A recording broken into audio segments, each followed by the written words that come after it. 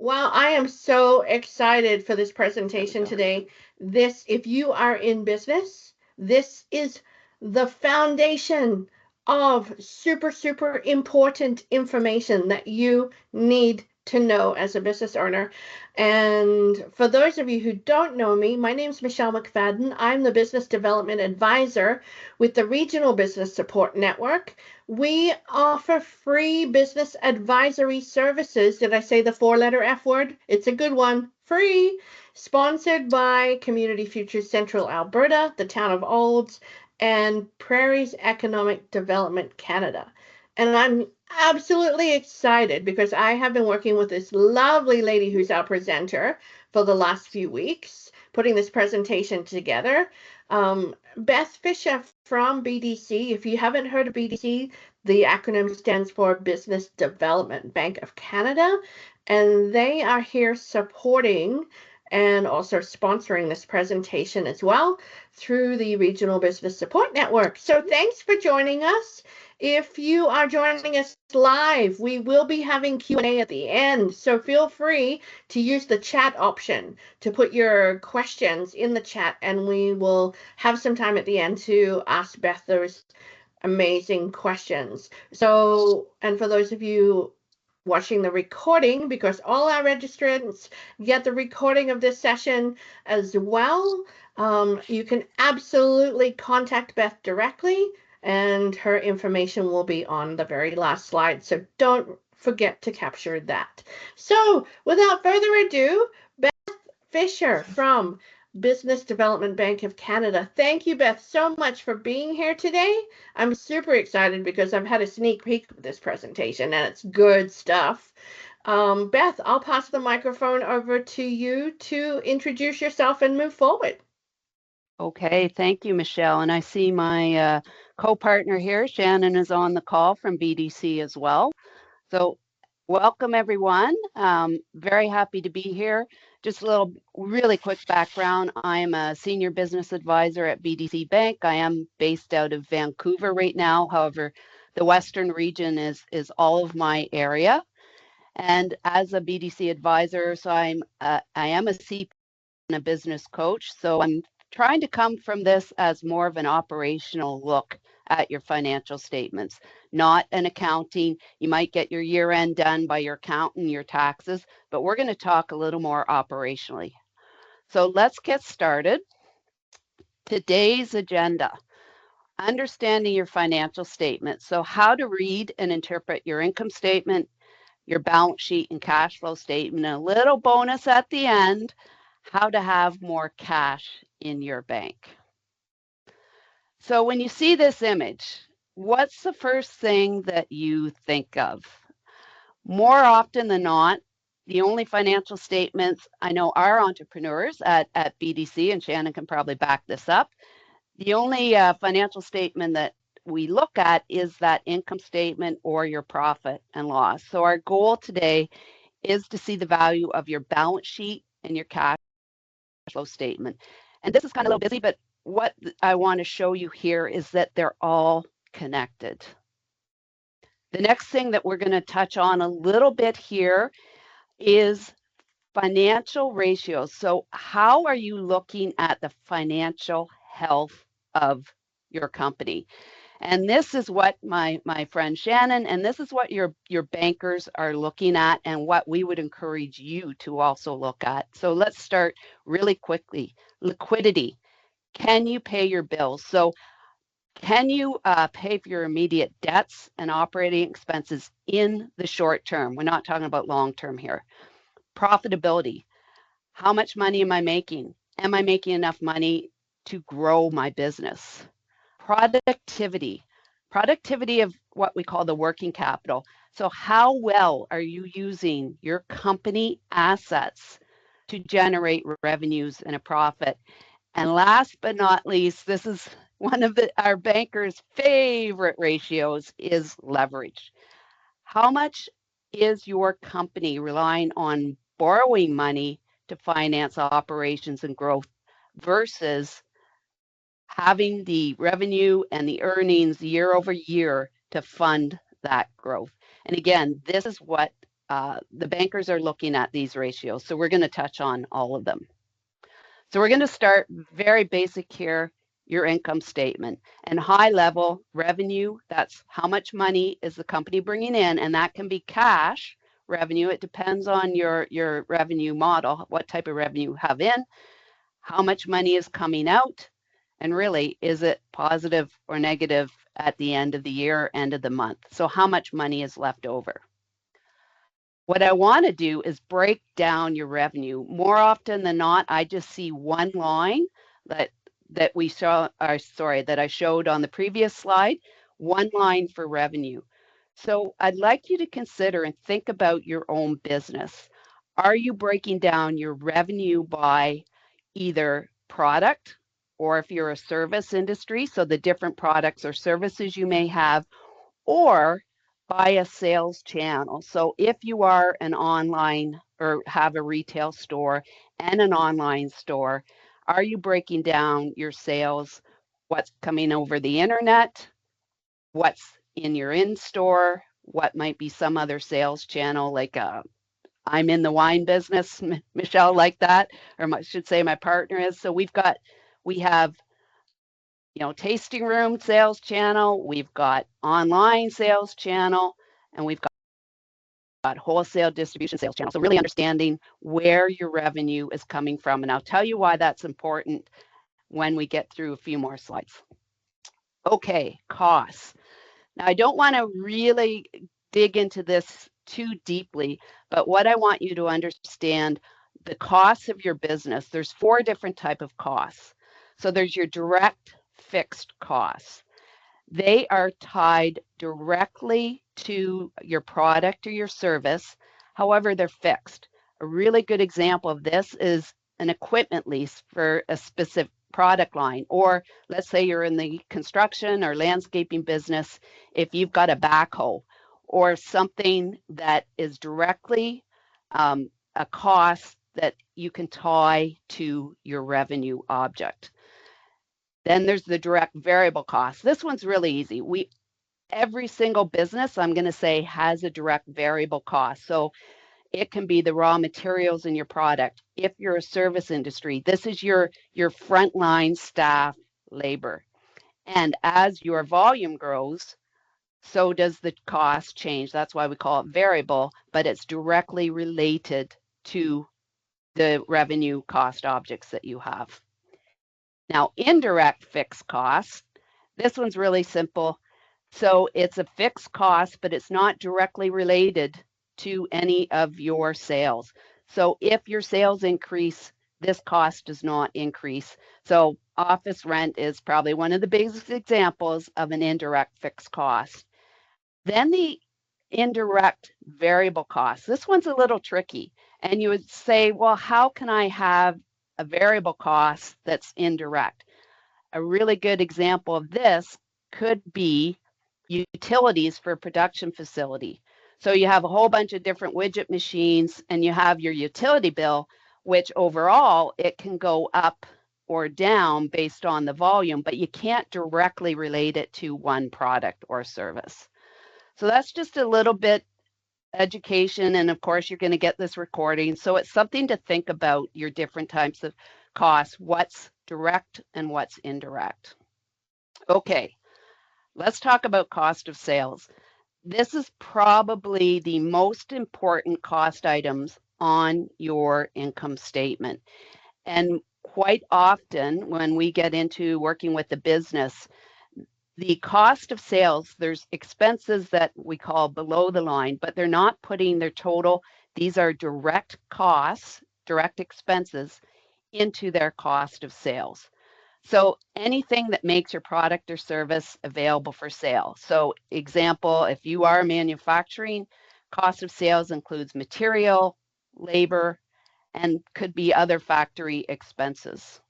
Okay, distributor of products. So if you're a wholesale distributor, it would be your warehouse rent, labor, anything to do with getting that product out the door, plus, of course, the cost of that product. Now, your gross profit, which is really your revenue less your cost of sales, This is one of the, I'm going to say, the most important margin or percentage that we look at. And why that is, we want to understand how much money is left over for the rest of the operations after you take those cost of sales out of the equation. So for example, this company, you can see it's went from 27%, 23 was a little better, 22 was about in between there. It's really important for you, and we'll talk about this a little bit later, why it's important to understand your profit margin. So if you're not looking at this, this is something that I encourage you to start making sure you've got all of your expenses in the cost of sales and your profit margin. Now, the selling, general, and admin expenses, this is pretty straightforward. It's your non-direct, so your non-direct labor, salaries, so your admin staff, marketing, advertising, rent, warehouse could be in cost of sales. It depends on your business, but your office expenses, office utilities, insurance, things like that. So what I want to highlight here and what is some best practices, just because you have an increase in sales revenue doesn't mean you're going to be more profitable. You may have, in this example here, to double their revenue, you can see that they doubled the salaries and benefits for this company. So they actually had a loss from operations. Best practices, what I'd like to see is looking at your expenses, all of your expenses, as a percentage of revenue and what's the trends. I like in my own business I was looking at this monthly. If you can even look at it quarterly, but for sure annually, if you're looking at your expense as a percentage of your revenue, that's going to give you some trends and where you might want to dig a little deeper into your expenses. And so this is next level. So if you have your financial statements, if you're using a software platform like QuickBooks, let's say you have a landscaping business. If you have some bigger jobs and contracts, you can break out your revenue and expenses by your different jobs, or it can be by customer or product. So this is next level. And if you even were to know your gross margin, so tracking your expenses by your different sales channels or your different customers, projects is a big one, and know your margin by those different areas so you know where you're making more money. Breaking out your SG&A, that can be a little bit more time consuming, but what I love to see is breaking out by your different revenue or sales channels, different products, understanding what's the higher margin, what's contributing more to your bottom line before all of your fixed costs. So again, this is high level, but something if you have a bookkeeper and you are using QuickBooks, almost all the accounting software can do this. Okay, just really quickly, net profit. What I'd like to talk about here is there's other expenses that have very little to do with your operations. So if you have foreign exchange, could be interest. Sometimes we put interest, the bank loan interest, lease interest, into your operating costs. Other times you might want to just break it out. And of course, there's taxes. So the point here is looking at net income from operations, then what's the very end bottom line? Because we do need to look at that income loss that the final result is after even some of those other expenses are out of there. Okay, that's enough about the profit and loss outside. Here's just something that when we are working with a company, we will do financial analysis. This is a view that we often look at, and it's if you can create, have somebody help, or if you can pretty good with Excel, looking at this over the years. And what I want to point out is what we will do is look at how do you compare to industry? It's not always apples to apples, but how is your margin and your net profit? So the ending profit compared to industry. And you can get that industry information from Stats Canada. You just need what is called the NICS code or NAICS code. And again, quite often, if you do have a loan with a bank or a thing, you get that code. On your tax return, it might be there, so you can ask your accountant about that. But this is a view just to see how you're trending that we quite often look at.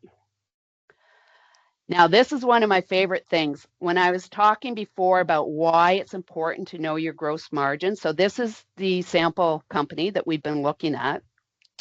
The red line here is your break-even sales. So your break-even sales, how much or what's the sales revenues you need to have a zero net profit. And so for this company, break-even sales in 2024, the blue column here is your revenue. They did not break even. We were talking about it. So if you look, here's kind of the inputs. So revenues in 2024, their actual revenues were 4 million two. Break even was 4 million four. So they were not breaking even. What could have happened? As you can see, the fixed overhead really increased and their margin dropped. So how can you decrease the amount of revenue you need to break even? Well, there's a couple ways to do that. If you have a higher gross margin, so that 27, if you can get that up to 29% by being a little bit more efficient. So your margin, remember, that's after the cost of sales. So can you do something a little more efficiently, in your process to decrease those costs? Or can you decrease your raw material? Can you get a little bit better prices on any of your inputs, like if your product, that you're selling? If you can do that, or raise your price by just 1%. And I'll show you a chart at the end here that you can see the effect of that. And then, of course, can you decrease, like really dig into your fixed overhead? Do you need something out a little bit more because of, if your margins are dropping, how can you compensate for that? Break even is really important. It's something that we have our entrepreneurs look at all the time. Okay, now we're going to get into the balance sheet and the cash flow statement. And if I was to put up hands, how many people look at their balance sheet on a regular basis? If you are a BDC client, a small business client, probably the hands would not be too many, because this is something that's quite often overlooked, except at the end of the year. So your balance sheet is a snapshot of your company's financial position at a point in time, where your income statement, it's year to date. This is just a point in time. And what it is showing what do you own and what do you owe out to people. And I can tell you right now, the bankers, the creditors, if you're looking for a lease on an asset or on a piece of equipment, they're looking at this all the time, and this is where they want to focus on. So assets, what do you owe? So what we have, we'll break this out. Current assets are your cash, your receivables, your inventory, anything that is a quick turnover that you can sell. And I was talking about liquidity before. That's your current assets, anything that you can turn into cash quickly, or it's cash. Your fixed assets, if you have a business with machines, if you own a building, these are fixed. What the term fixed is pretty self-explanatory. It's fixed assets, and quite often it's something that you're using to produce income in your business. So it's something, machineries or equipment that you own, and it's a larger dollar value. Then on the liabilities and equity side, this is what you own. And again, we break out the current liabilities. So current liabilities are anything that are 12 months and less payment. So it's usually your accounts payable for your suppliers, a line of credit. If you use your credit cards, which quite often we do to fund, use that for payment. And the other thing it's not listed here, but what your accountant, should be doing at the end of the year is, if you say you have a mortgage or some longer term loan, they should break out and put in current liabilities the 12 months of payment. So you've got your loan or your debt split between long term and short term. And then long term liabilities is, as it sounds, that's a mortgage, if you've got a loan on your business, say an equipment loan, anything like that. Also, if you've funded the business yourself and you have the business owes you money, this is where your shareholder loan would be in there. And then probably the most important one is equity. So if you invested money in the business, you've got common shares. Sometimes the investment in the business is a shareholder loan, and you've got really $1 worth of common shares because you just have to create the common shares legally. But in your equity section here is any investment, or if somebody came in and bought shares of your company, it would be here. Dividends paid. So this is actually, they're really in this view, there should be brackets around the dividends because that's taking equity, that's taking money, equity out of your business if you're paying your dividends. And then most important, this retained earnings, this 14,000 here, this is cumulative. As you earn profit each year or each month, it keeps building up in your retained earnings. And we'll talk about where some ratios. So what we look at, so back looking at this, the balance sheet, now what's some things that we look at, the important ratios. There's quite a few different ratios. I'm just going to quickly go over current ratio. This is the most, one of the most important ones. So that's those current assets divided by your current liabilities. And best practice is to have at least 2 to 1 of those. So it's your ability to take your cash, your receivables, your inventory, and pay off your suppliers or anything that's short-term debt. And again, this is one of the things that your banker will look at and that you should look at too. If you've got something that you see this company or this example, the current ratio is less. I like to see 2.0, at least 1.5. Now, the other productivity, this as well, though, is your days sales outstanding, your inventory outstanding, and your payables. And overall, this is called our cash conversion cycle.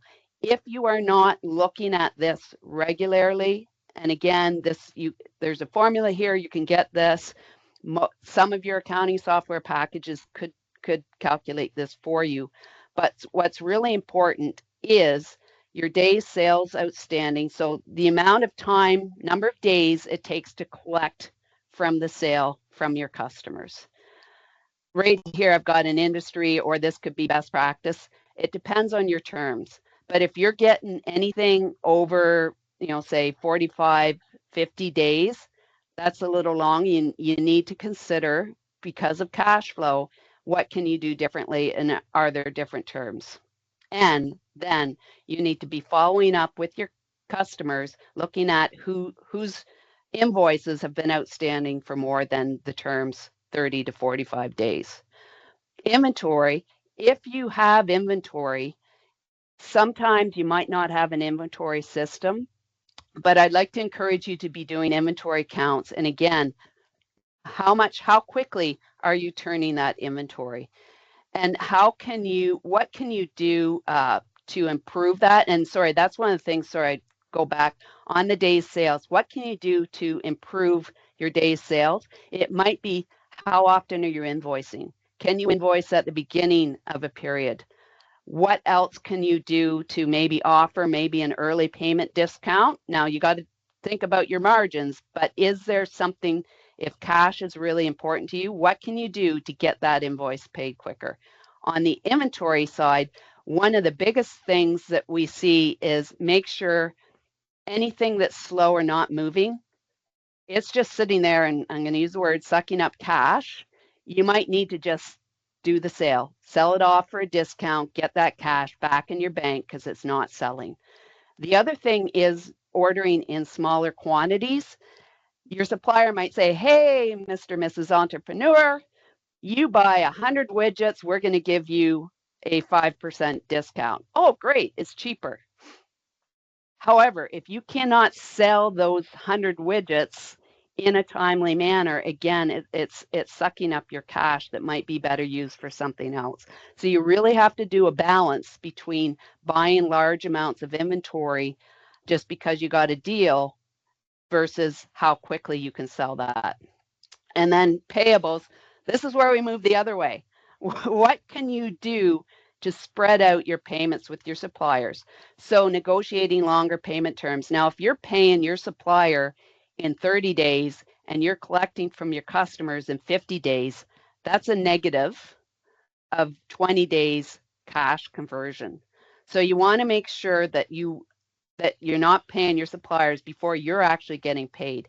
So without, wrecking your supplier relationships, what can you do to extend your payables? And it could be centralizing your accounts payable, just looking at your payables process as well. So these are very important things, and we do a lot of work just around this with some of our clients, how to improve say from order to cash. So from the customer order to the cash in the bank is a big one that we look at. Now, the other part of this is where we get into that liabilities and equity portion of your balance sheet. And this is quite often overlooked. The number one, not the number one of the main things that your banker looks at if you're going for a loan is your debt to net worth. And really, that's looking at how much liabilities you have and how much shareholders' equity. And I've had, because there's been losses, I've had that a negative number because your shareholders' equity every year for the last 3 years, there was a loss in the company. So we know, how are you funding your company? Are you continuing to put money in yourself? Are you going out and continuing to increase your debt? Or can you fund your growth through your own operations? So positive retained earnings. This again is something you can, if you want some help with this, ask your accountant at the end of the year. Can you please do a few key ratios like this? The other one that we look at quite often is your interest coverage, and this is really simple. Your earnings before taxes, depreciation, interest divided by your interest expense. So it's a benchmark to know, can you pay the interest on any of your loans? And if you're doing a lot of equipment leases, I had a lot of yellow steel in my business, that term kind of coming from Alberta.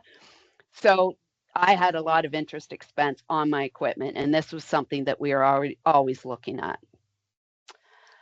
Okay, moving on to cash flow.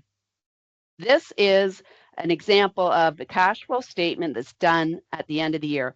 If your accountant is not providing you a cash flow statement, if they're only doing an income statement and balance sheet, I would be asking them to do the cash flow statement as well. All the accounting software, I'm just going to use QuickBooks again because that's pretty common. You can get this statement out of QuickBooks. And this isn't operational. This is basically a cash flow statement here. It's really a point in time, the change from your balance sheet items from one point of time to the other. So we look at it annually. What I want to emphasize here is you can see this example. The net income from operations is 65,000 here, but their ending cash balance is 60,000. Net income does not equal cash, and we'll talk about why in a minute. Here's my favorite saying. I've adapted this from somebody else. Revenue is vanity, profit sandy, but cash really is reality. And we want our clients, we want our entrepreneurs to be looking at their cash and their cash flow. Now, this is the first section, and this is the most important thing to measure. And this company right now, I'd be saying, hey, we've got a problem here because from just your operations, so this is just sales of your products and paying of your payables, they're a negative cash flow. And as you can see, it was, 2023 was not too bad, but 2024, well, what happened? Looks like, so they increased their inventory. So that means there's a bracket around this. So it's a use of cash. Maybe what happened is they got a big order of inventory in right before year end. So they've put a lot of cash, and because this is a point in time. And with your receivables, so receivables and inventory, if they're increasing your balances, that's a use of cash. So basically, you're not collecting the cash in receivables or selling your inventory fast enough. So your cash is getting used up there. Or if you're paying your payables too fast, again, cash can be used. If you can decrease your or increase your payables, it's the opposite. So as we talked before, your payables increasing means you're keeping the cash for yourself. You're not paying your suppliers as quickly. So the big issue here is understanding, are you having positive cash flow from your operations, your management of your receivables, your inventory, your payables, okay? And then of course, income, profit from your business. We'll quickly just look at this cash flows from investment financing. What I'm going to point out here is, so this company, they purchased $400,000 of equipment. So obviously that's cash out. However, they funded it. Here's the 400 cash in, and it came from a silent partner, and they got an equipment loan. So this is just showing where your cash for non-operating purchases of things, equipment, capital leases, if you're getting a loan for your business, we just break this out. What else I want to note here is if you're paying out dividends, this is a cash expense, or this is a cash out. It does not show up on your income statement. Same with these loan payments. Loan payments, only the interest shows up on your income statement. So that's why your profit does not equal your cash. Your net profit does not equal your cash. So if your accountant, bookkeeper, yourself, if you're not breaking out interest, say the payment to ABC company for your widget machine is $6,000. 5,000 of that is principal, 1,000 is interest. It needs to be broken out. So you're only putting the interest on your income statement, and then the principal payment just hits your cash and your balance sheet statement. That might be a little bit, but something to talk to your accountant about. Here is more of an operational cash flow tool. This is something that at BC Bank, we encourage our clients, especially our smaller clients. I had this in my own business. I can tell you, I had 13 weeks, and once a week, I sat down with my brother and our partner, and we looked at our cash balance. Why? Because we would be dipping in possibly into our line of credit. We dealt with large oil companies. If the payment that we were expecting from receivables didn't come in one week, we might have to do something on the other side as far as our payables. So this is literally the money from your bank account, what's coming in, the cash in, and what's coming out. And it's something you can then forecast out those 13 weeks so you're prepared and it's predictable. And it's can be a simple Excel spreadsheet, cash starting. Here's the cash that we expect to come in based on our receivables, or if you got cash sales, we know that we have, that $600 or $500, in cash sales this week. So it really is the in and out. And then on the out, you can put in both the principal and the interest payments of any loans or equipment leases, any accounts payable, payroll. We want to make sure that we're making our payroll. So you can really put that out. Another big one, this is tricky, is credit cards. When it gets put on your income statement, you're just putting the expense. It doesn't matter when it's being paid, but credit cards, if you're funding, we use credit cards a lot. So, hey, we know that in week number 3, we're going to be paying off our credit cards. So that's a cash out. How's that hitting our cash flow, our bank? Because it's not in payables. You don't see it in your suppliers, what you're paying. So credit cards is a really big one and a tricky one to monitor. So again, this is really simple Excel spreadsheet, in, out, directly from your bank account. Okay, now here's our little bonus that I want to talk about. This is a little calculation that we can do, and it is this company, for example, this is on an annualized basis. They had 3.7 million revenue. The receivables balance was 520,000. So the receivable days, where I was talking those DSO that I was talking about, was 50. If they decreased that by 10.6 days, the end of the year, they'd have another 100,000 K in cash. Their payables, it's the opposite. If they delayed payment by 4.2 days, it was 30,000 in cash they generated. Here's your inventory. This is a big one. So they were turning it in 4.9 times, or if they, the goal is to get up to 6, so that's a change of 1.1 turns, 100,000 in cash. And then my favorite one, which might be a little bit, I'm going to say easier, is your margin. This is where I talked about if you just increased your price by 1% and got more efficient in your cost of sales by 2%, so overall it's a 3% difference. The result was another $100,000 in cash. So cumulative, and again, this is annualized for this company, it was $350,000 more cash in the bank at the end of the year. So what could you be using that for? Investing it back into the business. This is just a quick way of why it's important, and you might want to consider, can we start looking at our number of days receivables? What can we do to collect cash faster?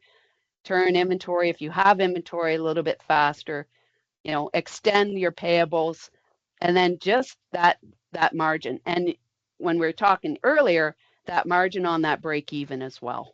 That's really important. So something for you to look at. Okay, so that was our little bonus. What I want to say is if you go to the BDC website, go under resources, we have a lot. It's called the Entrepreneurs Learning Center. This is all free. I know there's a financial 101 and I think a financial 02. There's things in there, sales, strategy, all different areas for your business. We have a ton of free resources on the BDC website. So I encourage you to go and look and have a little professional development and where can you get some more information. Okay, I see we're very close here, Michelle.